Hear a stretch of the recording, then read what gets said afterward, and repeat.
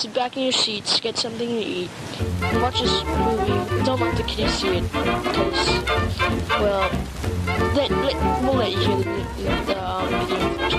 Thank you. Hello and welcome to Left of the Projector. I am your host, Evan, back again with another film discussion from the left. Before we get into this week's discussion, I have a couple new announcements to make.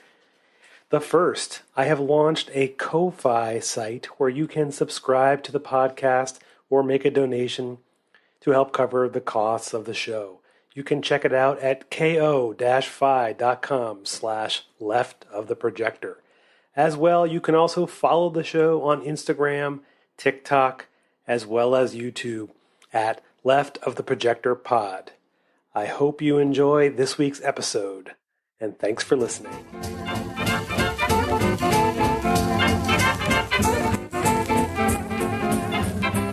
All right, well, we will get into the conversation this week about The Hunt, which came out a couple of years ago now, and I'm joined by Amanda Joy. I'll put some notes on her TikTok and Instagram. You can follow there. Thanks for joining me. Thanks for having me.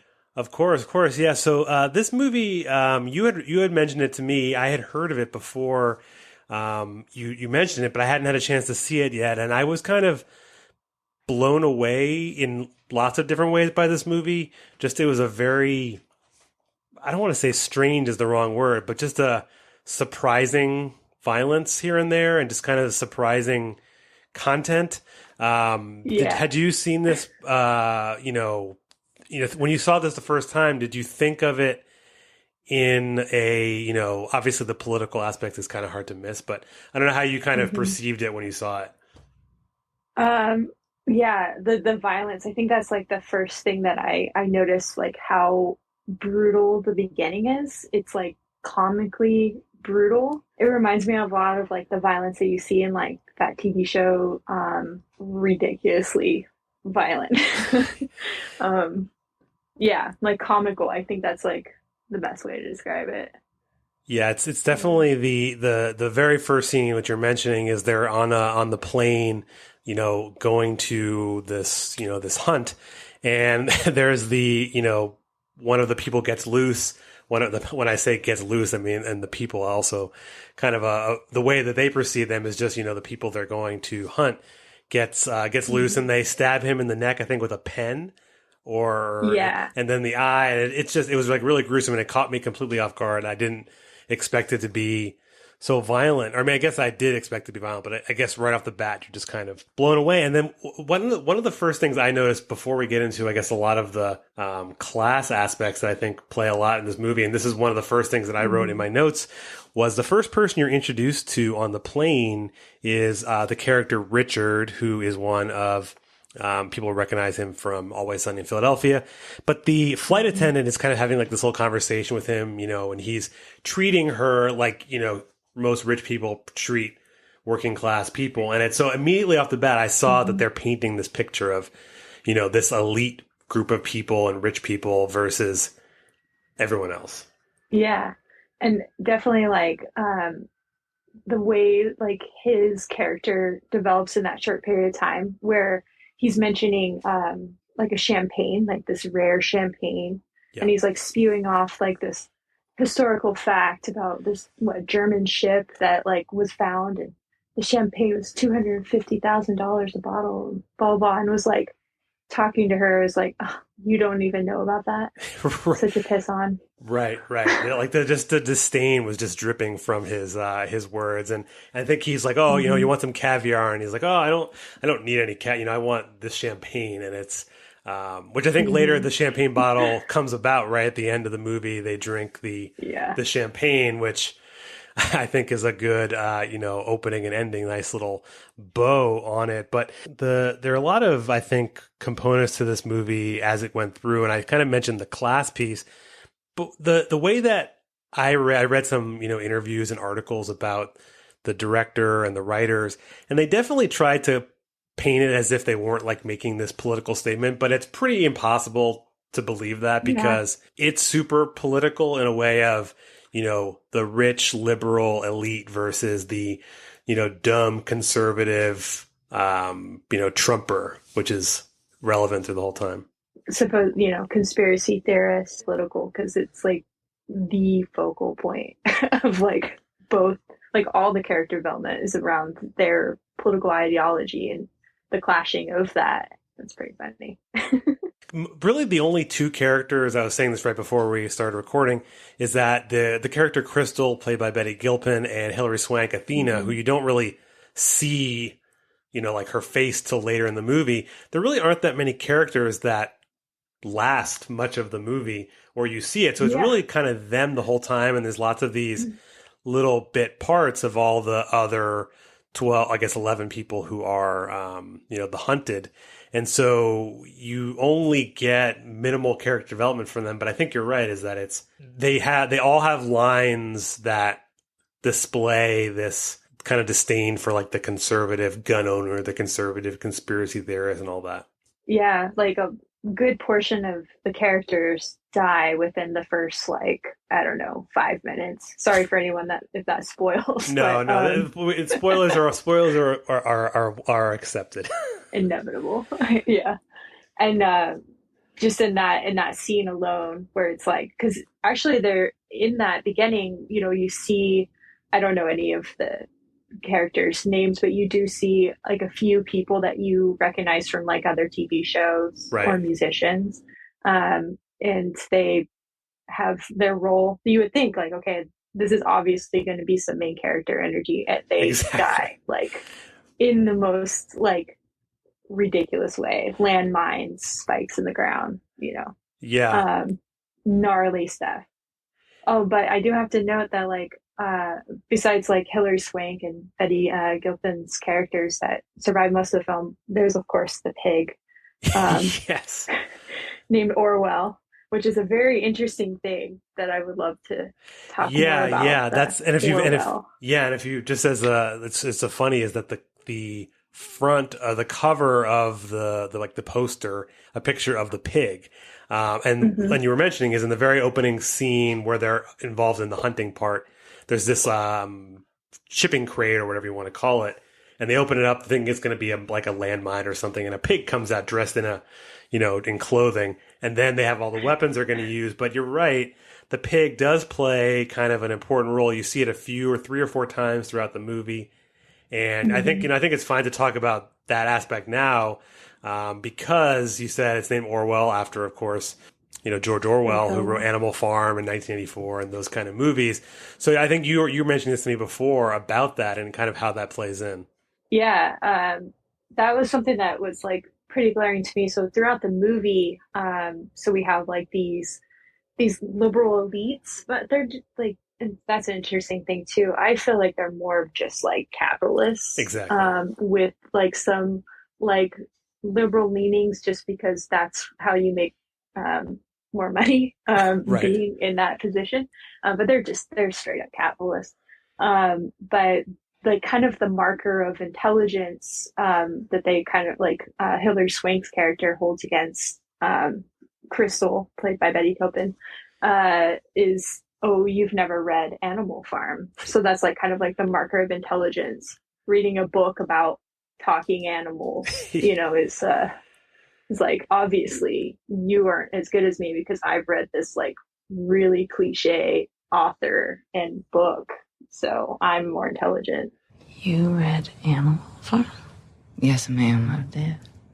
Yeah, which is funny because it's like and a book like that, even I read that book in high school or late middle school or something. So for the most part, most people have read it, whether or not they remember it or have like an understanding beyond kind of like the pop culture aspect of it. But yeah, it's the way they present that book again, I think plays into the they want to call it liberal versus conservative, but I think you hit the nail on the head is that I don't see Hilary Swank or any of those other rich people in this movie as liberals. Like they kind of use liberal, as you said, to kind of pin themselves in a way that looks good to the public. It's like their PR version of themselves. One of the characters mentions later that he like went to Haiti to do some kind of something, and they're just making fun of him, being like, "Oh yeah, you really went to Haiti?" Because they don't actually care about anybody except themselves. Yeah. So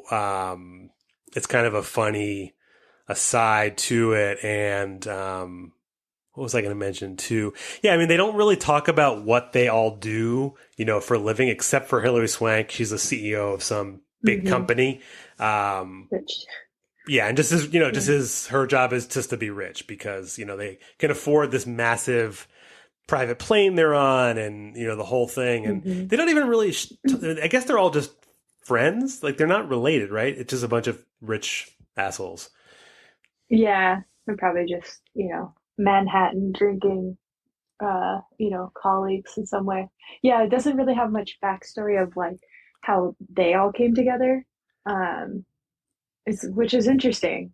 I didn't really think about that there's not really much backstory of those characters, but we do get a lot of backstory of like the people being hunted, Yeah. the few survivors rather, in like the flashback scenes when they're deciding, who they're going to hunt and stuff. And it's very interesting they use social media as their reference for to indicating, who's going to be kidnapped and drugged and taken to southeastern Europe for this hunt.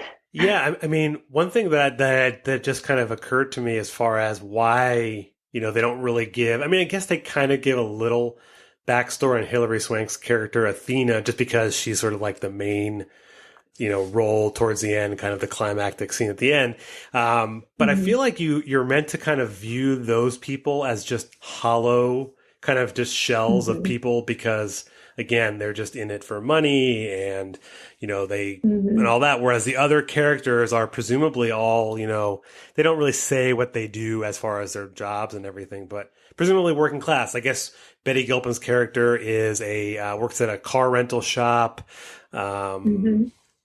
I don't remember the other character, Ike Barinholtz, whose name is Staten Island just because he's from Staten Island. Another person you recognize from TV. I don't think they mention what he does. Presumably something. Maybe he's a cop because he seemed to know how to use guns pretty well. That was my take, just my prediction. Oh, was that the Gary character? No, not the Gary character. Okay. He was I think.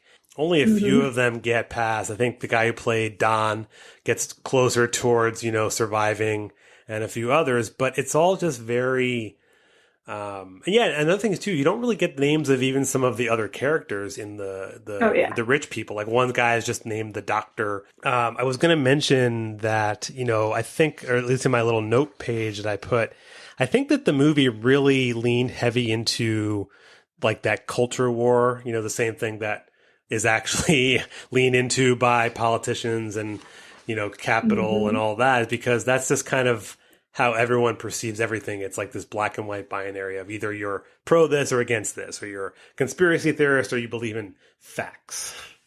Yeah, science is real. Like, it's like science is real or you're a conspiracy theorist. Exactly. Like, the binaries, which is like as someone on the, the left side of things, get a lot of that, like from Democrats, like you're a conservative, and from conservatives, you're a Democrat. Like, there's more than like two options. Exactly. Right. Exactly. Yeah. That's how I perceive kind of some of the writings, because I assume this came out in 2020, so they probably wrote it, during the Trump era too. So again, I think they played pretty heavily. They never mentioned Trump. They mentioned Hannity at one point, like they want to get on Hannity to tell the story of all this. But yeah, they really push hard that all these people, like one of the guys, I think the guy you mentioned who was Gary, I think he was a podcaster who had like a conservative podcast, one of these, YouTuber types. So they really push hard on the cultural component because, I'm trying to think of I had a thought about it too, is, they believe that the people who are doing this to them are like liberal elites, like as we've kind of, you see in real life, as conservatives kind of blame the liberal elite for things. But what they don't realize is that they have just as much in common against those on the top as, the left does. And that's that binary thinking. Like, oh, if you're not with us, then you're this like category that this culture war that I'm part of has decided is the label for it. Right. And and the idea too is that they portray, just playing off the same thing you mentioned of the Animal Farm book and the stewardess at the beginning, is that if you're a conservative, you're just a dumb idiot who doesn't know anything because you're not, you haven't read like the newest New Yorker article or something. Yeah. So boring. And it's funny, I was talking to a friend earlier about the New York Times and New Yorker. I don't remember how it came up, but we were talking, how those kinds of publications, the Atlantic too, where they're just, I mean, maybe the New Yorker isn't quite the same, but I perceive it as sort of like that coastal elite, dripping with disdain for anyone who doesn't, know the newest trend or you can just make Animal Farm be, a modern, another, it's like a stand-in, I guess you could say. And like and on the other end of like, kind of like on the subject of like Orwell and his writing, like in real life, there's like more conservative leaning people also use Orwell, 1984 of like to kind of, that confirmation bias, I guess, in a way. Like, oh, it's just so funny because like I agree, but not for the same reasons. So it's like, really interesting. Yeah, and just like they're onto something, but like they're just not quite the surface. There. They're on it's their like, surface level. Yeah, it's like you understand that there's like propaganda that's being forced on you, but you're not understanding exactly why or like who's actually doing it. It's not, liberal elites, it's capitalists, and capitalists don't identify as liberal or conservatives. They're capitalists, they're the ruling class, so what's so funny about that to me, as I just was thinking, is it's the same author and yet somehow they're taking like a completely different meaning. I mean, obviously an author can have different ideas and different concepts, but if you look into the author himself as George Orwell and what his actual history of being an anti-communist, writer, then you take that into account when you're looking at even Animal Farm, and the meaning is different than what people perceive it. Yeah. And he is definitely like the writer. I mean, he's a byproduct of his time, like anti-communist sentiment was like pretty high at that time. Wasn't that like around like McCarthy era? Yeah, I don't remember what year. So he he was born in 1900 and died in 1950. So presumably those books probably came out in that too. So Animal Farm came out in 1945, so just at the end of World War II. And 1984 came out 4 years later, 1949. So yeah, exactly, right around that Cold era, War. Post-war, Cold War starting, right? I think like basically the Cold War pretty much was starting before even World War II was over, if I recall correctly. Yeah, for sure. I mean, they were all. I mean, you can go down the rabbit hole on that too. But yeah, so the other kind of pieces to this, so I have my notes kind of on the the themes, but just kind of going through, one of the things that I noted in this movie is kind of, or maybe getting away from overall themes that might pop up, but one aspect of like the class in this is early in the movie that some of the people think they've escaped, from this barbed wire fence, like, oh, they're in the clear, and they come upon like a mom and pop store, like, which, almost doesn't even exist anymore. And I'm, obviously you're meant to think like, oh, they've gotten away. And then you find out that they're actually part of the group. I think it's interesting that they use sort of like the mom and pop idea, that's what they would recognize being, in the South or in some, quote unquote red state, is that this is the familiar thing to them. Like a rural, like gas station with like a gas pump from like the 1950s. Exactly. Yeah. I mean, it kind of looked like that. They had an old pickup truck out front. But what I found also kind of, I didn't think about this before, but the two people who are in the gas station, they're much older presumably than the other characters.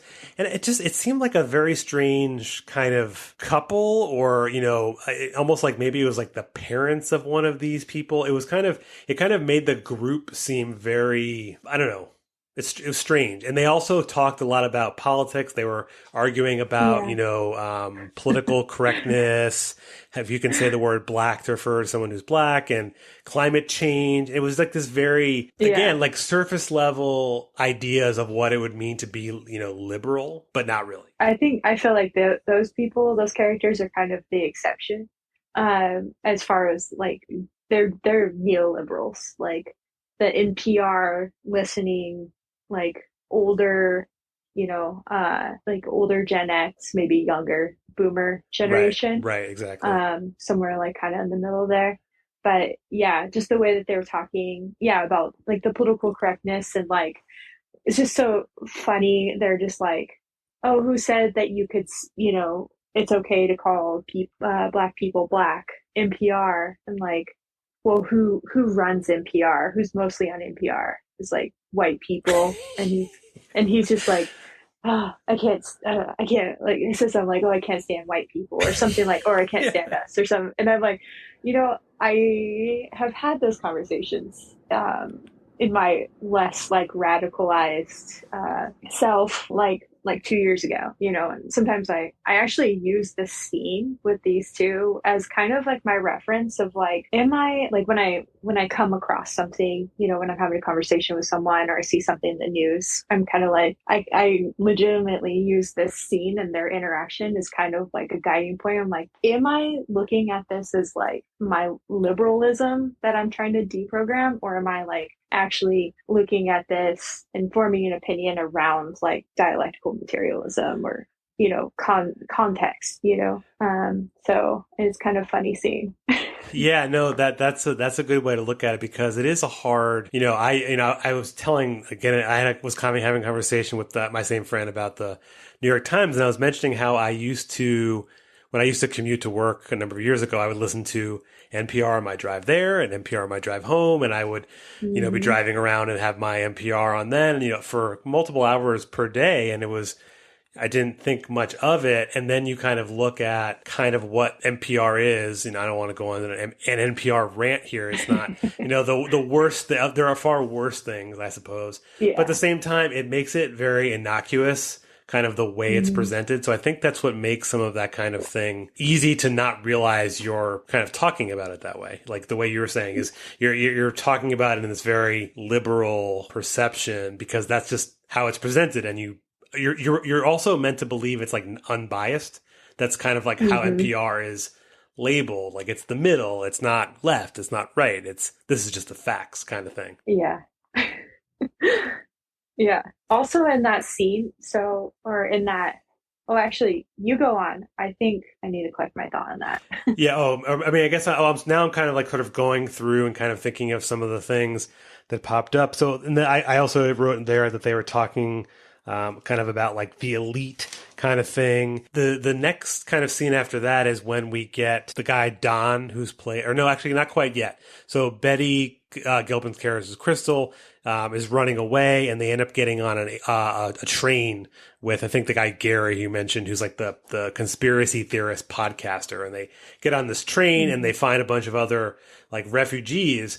And to me, this scene was kind of crazy, because the conspiracy theorist guy is saying like, these aren't actually refugees. They're all like crisis actors pretending to do this, which very strange. And then it turns out that one of them is actually a crisis actor, except it's one of the, the elite hunter people. So it's kind of, again, leaning into this, the thing we've already mentioned is this like conspiracy theorist thing. But then it's almost like his bias is confirmed, that because there is someone doing it. And then like, presumably if he lived, it's like, oh, see, of course they're like, all this is true. These elites are actually crisis actors. So it's kind of like on the nose. Yeah. And actually that Gary character is actually the one, his podcast, he talked about on his podcast about, the leaked text message between the quote unquote elites. Yes. I guess we when they were talking about the hunt. Up, which is actually the very first scene. I forgot. It's just like the back of I'm assuming Hillary Swank or her head, and they're in a group text message, and it's just a text message thread of like, oh yeah, did you hear what the boss said? Oh, I can't wait to go hunt some quote deplorables. Yes, yes. And like, oh, don't talk about the manor, and like those text messages were leaked. And he talked about it on his podcast, and that's part of the reason why he was chosen for the hunt, because supposedly the hunt wasn't real Yes.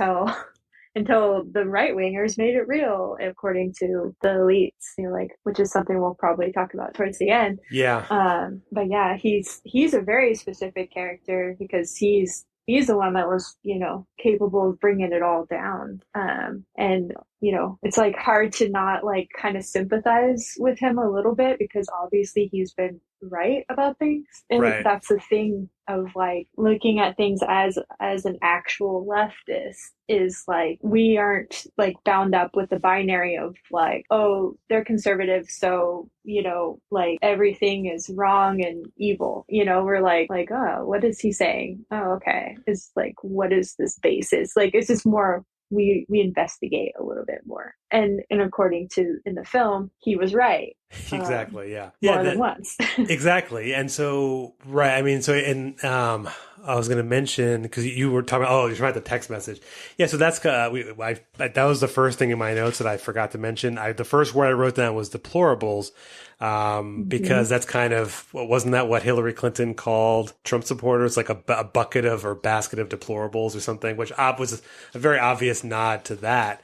You know, anyone who is a Republican is deplorable because of what they believe in. If nothing else, doesn't matter who they are, what they work, where they are, their race, and, you know, presumably, I guess they would refer to them as, you know, white people. But the text message is kind of what unleashes everything. And also how, Crystal, Betty Gilpin's character, is selected too, because she apparently went on a chat board and, you know, mentioned it. So that's also what's so crazy, is the way they pick people, which is like, who was the meanest on Twitter or some message board. And then I guess they paid someone to like narrow it to a couple hundred, and then they're like, okay, who are we going to pick?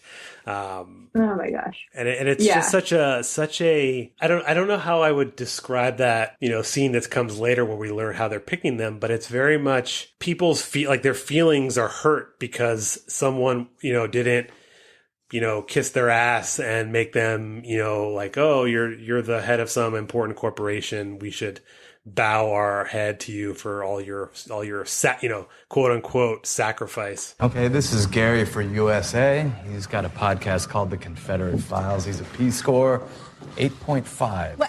What does that P stand for again? Piece of shit. I vote in. In. Yeah, and it's so interesting too that like, if these like characters are like so like, you know, like the elites are like, you know, bigger than life, like why would they care what a bunch of like quote unquote rednecks say about them on the internet? Exactly. It's and that's another exaggerated thing about the film. Obviously, like everything is so incredibly exaggerated. All the dialogue, the brutality of it, everything is just like really like it's hilarious. I mean, I guess it's considered a comedy or satire.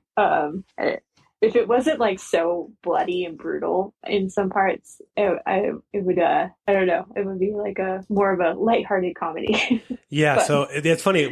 Wikipedia calls it a horror thriller, which is kind of interesting. I mean, I guess it is kind of a horror-ish movie, but it really is to me like a horror comedy. But I guess in my mind too, like some of my favorite horror movies tend to be funny because you need something to detract in some sense from the, you know, the brutality. So I guess that's what they went for, but I think they might have gone a little bit over top and then maybe not had it be as funny as it could have been. Like, I feel like if they dialed back some of the political aspect, I think, and also one thing we should also mention that I just thought of is the movie also was a complete flop. It didn't do very well.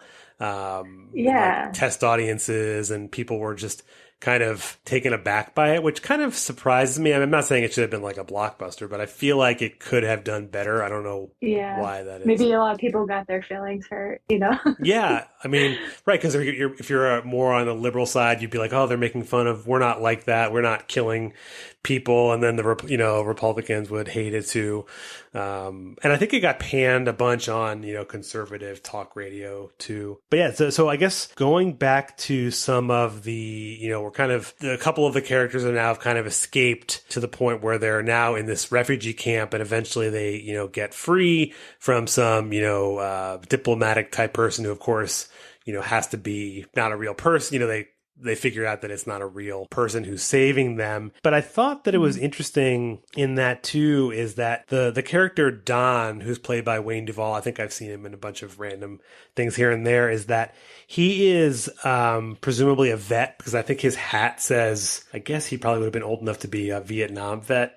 And of course, I feel like all of the characters are very stereotypical individuals, like of a conservative community type of thing. I feel like he fits that, the vet who likes, guns and hates the government and that kind of thing. That was the character he was playing. Yeah. I serve my country, but I hate it. Right, exactly. And then like blames the wrong people for, his lot in life too, again, which is what the capitalist, is creating, the class antagonism that that we see. The one super funny thing that I saw is the same point is the Betty Gilpin character tells this pretty long, it's like 3 to 5 minutes of time in the movie, which isn't that long, about the rabbit and the hare. But I felt like I didn't quite get it. I mean, I know that it was sort of meant to be like this cruel version of the story, but it was super weird, and I definitely didn't see the ending coming that she was describing. Yeah. I love Don's reaction to it. He's like, "Your mother told you this story?" Yeah, I wrote those exact words down. I'm like, "Your mother told you that?" But yeah, for just as a quick recap, is that she tells her mother had told her the story of the tortoise and the hare, which everyone knows. But in this version, after the hare loses, he then goes and kills the entire tortoise's family, makes him watch as he kills everyone before he kills him. And then actually, I wonder if the way they're kind of meant to see it is, the person who is working class or, trying to achieve the quote unquote American dream and is getting close to doing it, is you're in capitalism, you're just going to then get thrown back. There's always going to be someone who will be more cutthroat than you, who will do evil things and get ahead. So I don't know. Maybe I'm putting more meaning in than it has to be. I'm just thinking of it. Okay, so there is a movie. Okay, so I picked up on a lot of media references throughout the movie, and so in that story that Betty Crystal talks about with the hair, the way she describes it is brutally detailed, but she also mentions that the hare eats all the I think he eats all his food and leaves the tortoise for last, kills his family and then leaves him for last and eats his food. Yes. Is that something? Yeah, that's right. So it reminds me of that movie. Oh gosh, it's got it takes place on the border, Siqueiro, or I forgot what it's called, but it stars Sicario, yeah. And so there's a scene in that where he gets revenge at the end. Yes. And it's exactly the same scene. It's at a dinner table, he kills the family, and he makes the guy that he's getting revenge on eat his food, all of it, and then he kills him. So I don't know if that's intentional. Yeah, but it's interesting. I hadn't seen that movie in a long time, but I remember that scene because it's super. I think it's Benicio del Toro, right? I'm pretty sure. Yes, Benicio. Oh, so good. Such a great movie. Yeah, it's a Mexican drug cartel, or no? Yeah, or maybe it's someone who's hired. I just looked it up quickly, but yeah. So it has a great cast. It's Emily Blunt, Josh Brolin, Jeffrey Donovan. But yeah, I don't know. I mean, maybe. I mean, considering like you said that there is a lot of references to modern media, and rather than having the movie be kind of insulated in its own world, it's clearly they never mention Trump in the movie, or they don't mention Fox News. I guess they do mention Fox News. They mention, he says he wants to go on Hannity to tell the story. So yeah, I mean, it could be a nod to that. It wouldn't surprise me. I mean, they seem to be very plugged in writers. And actually, I didn't realize this. I looked it up before. Is that one of the two writers of this, Damon Lindelof? He was one of the co-creators of Lost. So it's kind of an interesting. I don't know. It maybe surprises me, given that's very much a different kind of film than this is. But one of the other things that we haven't really talked that much about the Crystal character, as she's kind of the you quote unquote winner. She eventually kills Athena at the end. But I kind of perceived her character. This is the word that I use, is sort of like apolitical, whereas all the other conservative stand-ins were very political. She doesn't really ever, except for that story about the hair, there's nothing that I see in her that would be conservative. She just seems like a person who lives in the South and works as a working class person. Yeah. Yeah. And she's also former military, which is like a big part of the reason why she survives. I really love her character. Like some of those quiet scenes where it's just her dialogue, where she's just talking, like when she was talking to that like National Guard guy that was like, training all these people to teach, whatever. Just like her that scene there where she's sitting there and she's just like, I think I want to, like she does this face and like hums kind of thing. Yeah. And I'm like, there is so much being said in just like that motion. So interesting. But yeah, absolutely apolitical the whole time. Like she is just kind of tolerant of everything and just very stoic throughout the whole thing as well. I think she just wants to survive. Yeah, right. You have to be, calm in those, moments. And I guess if she was, I think she says she was in Afghanistan. I think maybe she was talking in that bunker scene you're talking about.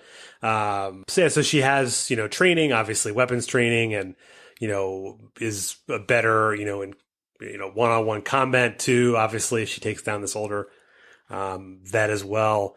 But she, I think, I don't know if it was their intention to make her that kind of apolitical, because they don't really give her much of a backstory, even given the fact that she's kind of like the main protagonist, I guess, in the movie. Being apolitical and being like that is, I guess I'm trying to I guess the point of this podcast oftentimes is to put meaning into things that may be not there, or to try and perceive the meaning. But I don't know why they would make her have that kind of emptiness, unless it's to say, like, to succeed, you kind of have to withdraw from this far right, far left, or I guess not far left, the liberal, conservative. Yeah, I almost messed that one up. Yeah. Well, and I think also, so in one of the, like, towards the end, when she's having a conversation with Athena in the kitchen at the manor, she's like describing Hilary Swank's character, is like telling her like who Hilary Swank's character is, but like Crystal is like, oh, I know you, and talking about her dad, and like, oh, your dad did drugs, just like this whole biography. And Crystal's like, yeah, that's not me. I sometimes get her mail, but she spells her name a little bit differently. And like, I think that's probably why they kind of just made her backstory empty, because I think it's meant to like make you wonder if she is the right Crystal or not. Exactly. Yeah. You think, like, she says she's not, but at the same time, in my head, I'm thinking, maybe she is, and she just said that, to make her feel guilt, because that's like, oh, well, you brought some random person here who's actually combat trained and is eventually going to kill you. But yeah, no, that's a good point, that maybe, you're meant to not know her backstory because it kind of fits better in the, the narrative. And the one of the so the interesting thing about the movie too is they kind of, everything is kind of in chronological order. And then maybe 20 or 30 minutes before the end, they take you back to show you, how we got to there. And one of the scenes is, Hilary Swank as the CEO being told that she has to leave the company because of the scandal. And one of the lines I wrote down, maybe you have other thoughts on the scene, which I thought was interesting, is that she said, "It's not a country, it's a business. There are optics." Or maybe it was actually one of the two people who's talking to her. And I feel like it's such a telling line to say, this isn't a country, it's literally a business, and it's run by us capitalists. And if you mess up and you screw up those optics, you have to go. Yeah, yeah, and she's right. Yeah, I don't remember who says it, but whoever it is, it's right. Yeah, I don't exactly remember either. I think one thing that popped out to me in that scene when they're like telling her she has to go is like this text message where they're talking about like hunting human beings. The only thing that they're like her boss or whoever is firing her or telling her to step down, the only thing that they seem to be concerned about is her language when she referred to them as deplorables, not the fact that like they could very well be hunting human beings. It's right. Not a concern to them. It's more of the reputation that they're concerned with, not with the context in which like something very, very criminal could be happening. Right. And they only care because it was like all over the talk radio, like that podcaster, got this text, which they also don't really say like how those, I'm thinking like, oh, how did the texts come out? And that's where I was actually thinking like, oh, maybe they wanted to get rid of these, or get rid of these people from there, because they all were like pretty horrible. They were the deplorable characters. If you want to talk about being, at the top capitalist, exploiting people. So maybe they wanted to get rid of these people. And then leads me to one of my other topics that I think that this comes to is sort of like the idea of cancel culture. Which really is not what most people kind of perceive it as. It's really used for the opposite of what they're doing in here. Is, most rich people, when they're canceled, quote unquote, it doesn't really stick, for the most part. You have to like either be arrested for whatever it is you did, or has to be, really far for that to happen. And they're, the capitalists who all are, canceled, so to speak, are literally talking about killing people for sport. And so they're like, but you're canceling us for this? Come on. That's what you're thinking. Exactly. Yeah. It's like, it was just a joke. Like, but they made it real. That jokes. Yeah. Yeah. Oh yeah. And then the discussion that she's having with Crystal, and Crystal's like, so you are hunting people. But only because they said that they were hunting them, that they had to then do it. It's such a, the right wingers made it happen. Only because you said we're doing this. This is why we're doing this. Right. It's like, oh yeah, you have this underground, child whatever ring. We weren't doing that. Oh, but because you said we were doing it, actually it's true. Which again, you look at Epstein and the whole thing like that is, yes, they were doing it, except it was everyone. The rich, just the rich people. Didn't matter what their political party was. Yeah, because they're their own party, aside from politics, because they own politics, so doesn't matter. Yeah, the whole like last scene, the climax scene of the movie is when they're fighting with each other in the kitchen inside the manor and all that. And there are so many sort of funny lines in this. I think she's like, oh, but this is a manor, and she says, oh, I just rented this on Airbnb and had someone decorate it for me, which is such a like such a funny thing to say. It's like, yeah, I couldn't even. I had to pay someone to decorate. I wouldn't decorate this house myself. Like that's like better. Right, exactly. But yeah, she's not getting her deposit back, I don't think, though. Yeah. After they've trashed it. Dude, that fight scene too, Oh my gosh. So gnarly. And the whole time I was thinking, okay, so anyone that does watch this, there's a dog in the movie and the dog's fine. The dog makes it, nothing happens to the dog. But the whole time while they're fighting in the house, I'm thinking about like, where the hell is this dog?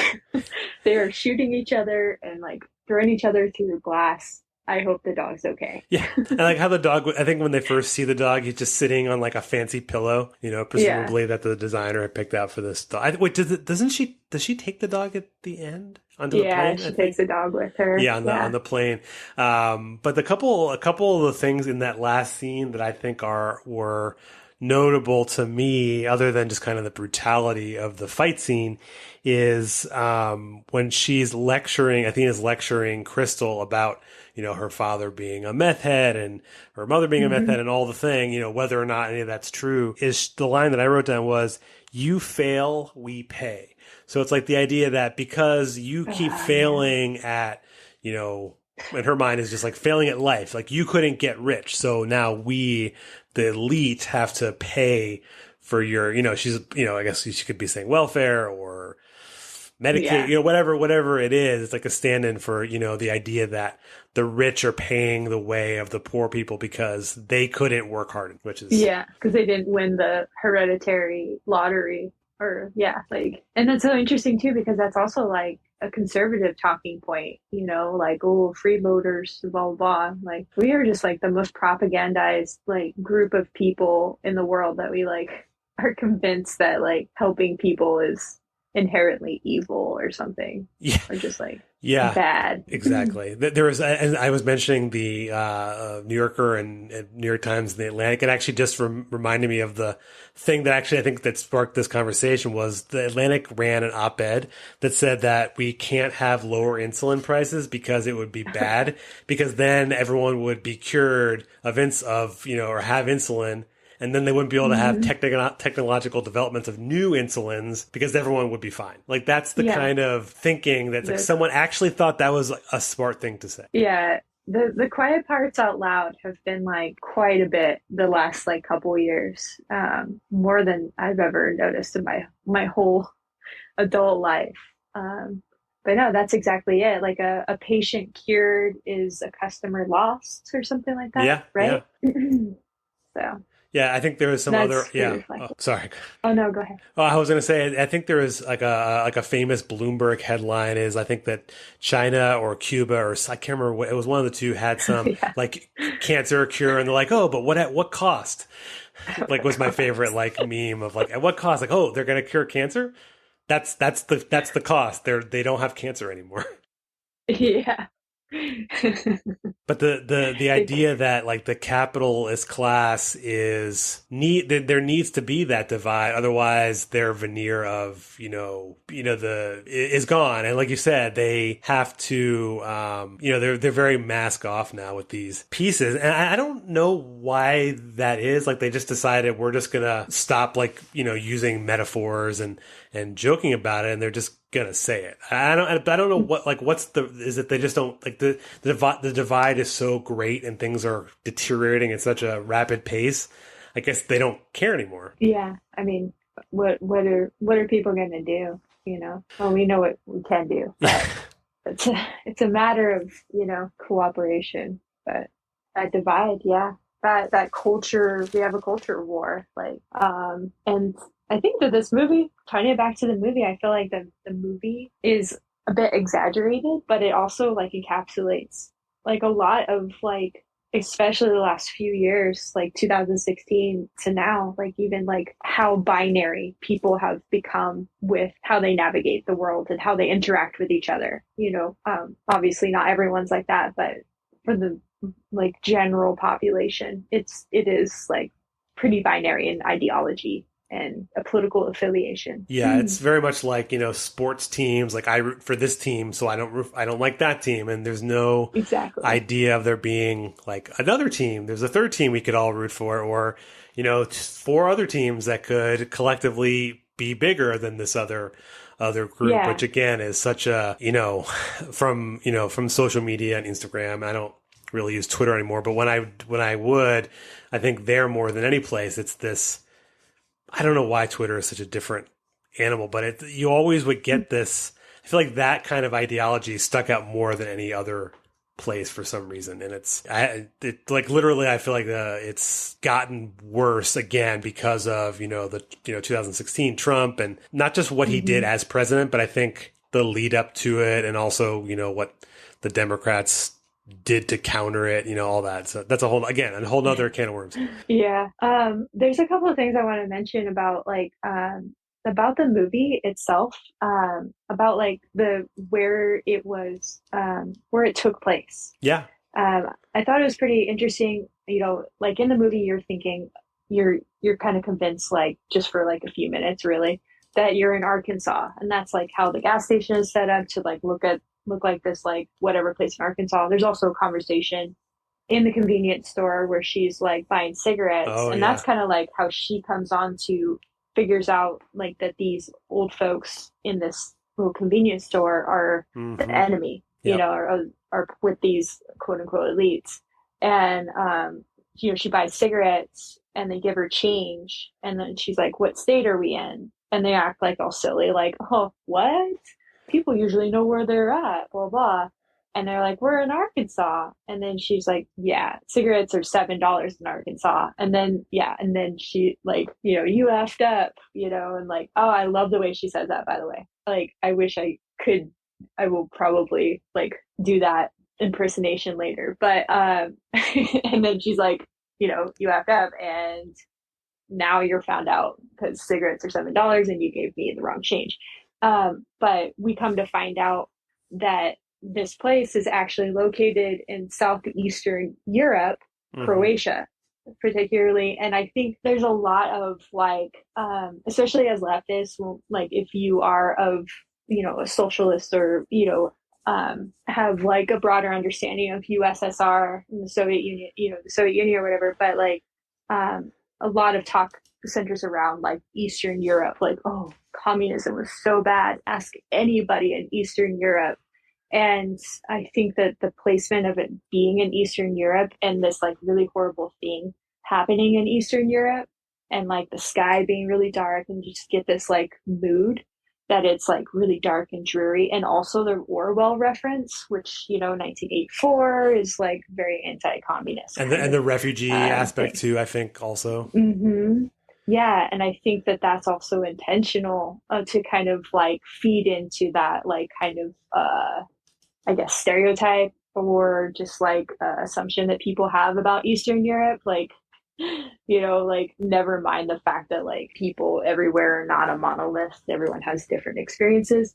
But yeah, I just thought it was really interesting that they used Eastern Europe for this. And, both on the conservative and liberal side, that is a talking point that's used against, for the sake of anti-communism and anti-socialism, is like, oh, but things were terrible in Eastern Europe. Like, where is your reference? Is it your like uncle's best friend that you're hearing this from? Because that's usually the case. Like, oh, I know someone that knows someone, or oh, I grew up in Eastern Europe. I'm like, but you were born in 1996, so not Soviet Eastern Europe. You grew up in like post-Soviet, like moving into horrible capitalism.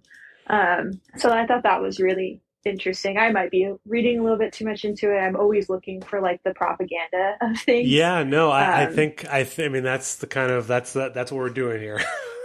Yeah. But one thing that I think is also interesting is that I haven't been to Croatia, but I have a friend, this was a long time ago, like 15 years ago, who spent a little bit of time there. And it's actually a beautiful, beautiful country. And they really, except for the manor, it's kind of made to seem like this really crappy. I mean, obviously they put filters on their cameras and, for different locations. I actually want to do an episode specifically kind of talking about how they portray, especially like the global South is always like through this veneer of kind of, it's really bright and ugly. But sweaty. Yeah, exactly. But I think it is intentional to do that, because if they wanted it to be in Europe and it just be some like rich enclave, they could have been in like Greece, or it could have been in, Montenegro or some other place that's, where you perceive rich people going. Why have it be in Croatia for this manor? Like what it's clearly, even if the writers didn't think of it as deeply as maybe we're imagining it, I think it was intentional. Yeah. And it may also be that like it was like, I'm not sure what like Croatia's laws and stuff are, you know, like maybe they were right. able to get away with it because, you know, there's less checks and balances or whatever. Yeah. But yeah, or it could just be just straight up just anti-communist sentiment, which I find hard to overlook. Yeah. Well, and it's funny. The movie I was just looking, it was filmed in New Orleans, which is interesting. There really isn't that much of the movie that, you know, is what New Orleans you have in your head of, you know, the city, you know, or anything like that. It's more just because most of it was kind of a rural aspect. And then there's like the fancy house really. And then the airplane is a couple of the other scenes. But I guess going to the very final scene after the fight and everything, and then we can maybe talk about any last impressions you had, is when she gets onto the airplane, Crystal, with this fancy bottle of champagne, which we alluded to at the beginning, which is the irony. She saw the champagne. And that's all. Before I'll make one other comment, is that when she throws the bottle of champagne at Athena, she like dives in like a ridiculous way to catch it, because it's like this $100,000 bottle of champagne, which again was really funny. And then she starts drinking it, and then the flight attendant, who is, you know, now terrified, she treats her like an actual person. She says, you know, sit down, have some caviar with me, have this champagne. And so, you know, she's treating the person like a human and not like an animal, literally. But figuratively, I guess, not literally. Yeah. And this is the same exact flight attendant that was in the beginning. Yes. That witnessed this like quote unquote deplorable getting murdered with like a pen to his throat, and then a high heel in his eyeball. Like she witnessed all that and was like, after all that. So this is the beginning, you know, when she witnessed all that, and she's like in shock because she's just a flight attendant. And like one of the like bougie people was like, oh, hey, can you get me a seltzer water? My stomach's a little, Yes. You know, and that was something I noticed. Isn't that musician that you were mentioning? Yeah, I think. Sturgill Simpson. Oh, maybe not.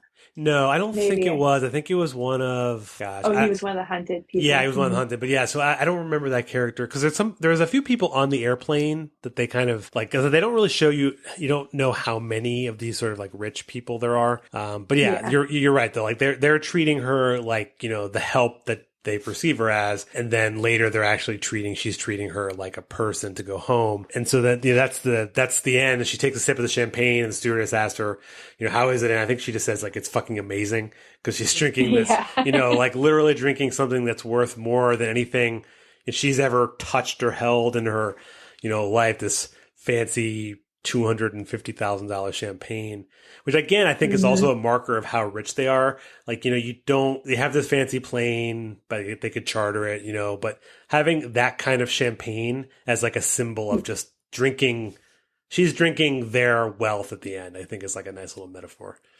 Yeah.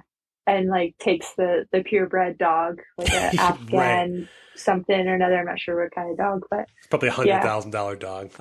But yeah, so that's the kind of the through of the movie. I know you mentioned some of the like where they film it. Did you have any other, you know, last impressions or last, you know, things that maybe we didn't discuss? I was just like thinking just like one last thing. So I'm always looking, because I watch a lot of movies and I listen to a lot of music, and my brain just like connects everything.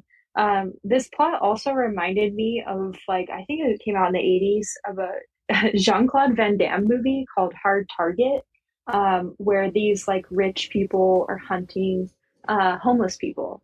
So that was just kind of like a similar plot that I picked up on, and it probably is reference to. I mean, it's art. Nothing is like truly original, right? But that's what when I read the description of this back in 2020 when I first saw it, I was like, oh yeah, it's like that Jean-Claude Van Damme movie, Hard Target.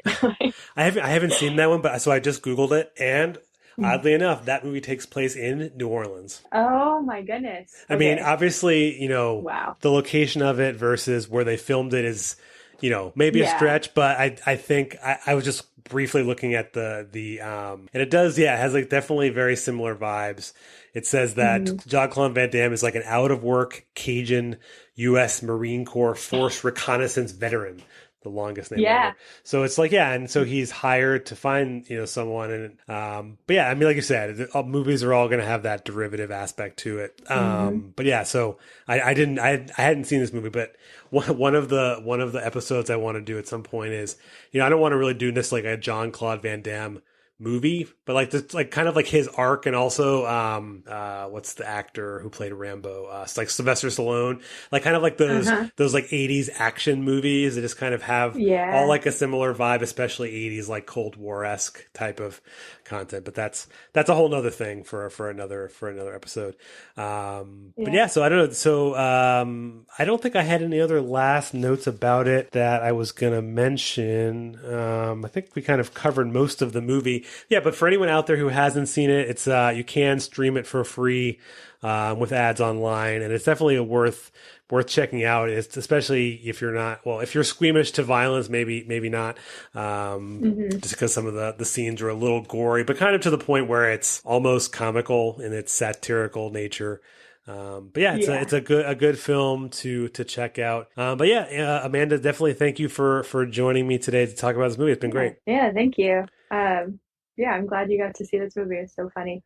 Yeah. And again, you can follow Amanda Joy's TikTok and Instagram account in the show notes. Thank you, everyone, for listening. You have been checking out Left of the Projector. Thanks, and have a good one.